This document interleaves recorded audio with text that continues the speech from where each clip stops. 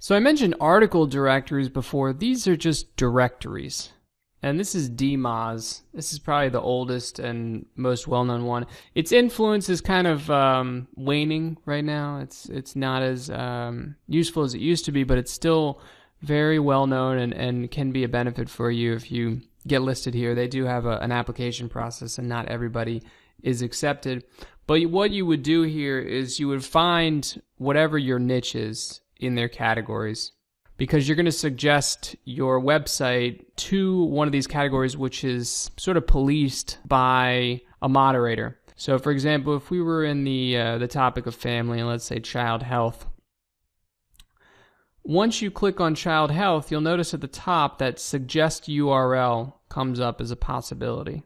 Now, it was on the home page, but if you click on it on the home page, it's going to tell you to go find your category.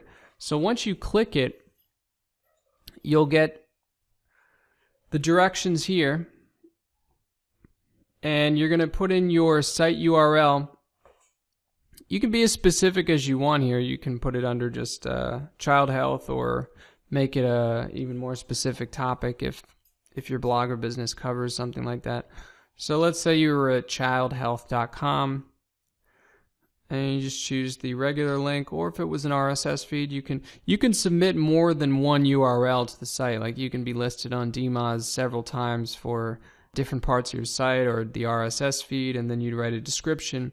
This description can be used as your description when somebody Googles your brand name. So put something in there that you would want people to see.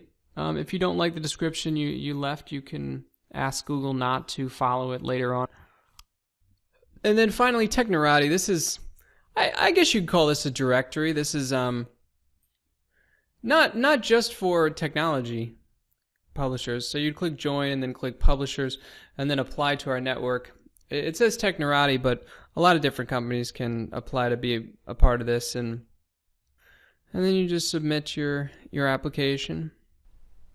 Just a quick note, if you manage to get your website into that DMOZ directory I talked about first, sometimes called the Open Directory Project, and you enter your description for your website, sometimes Google will take that description as like the default whenever somebody does a search for something and your page comes up in the results.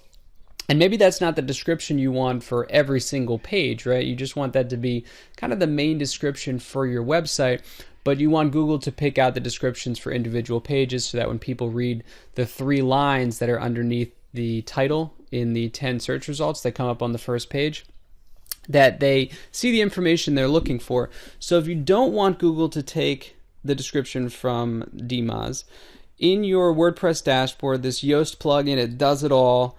Over on the left side where it says SEO, this is like the menu for the plugin. You click on titles and metas, and you just scroll down a little bit, and you'll see this add no ODP meta robots tag site-wide. And you just click that, and that would tell Google, please don't take my description for every single one of my pages or posts from the DMOZ directory.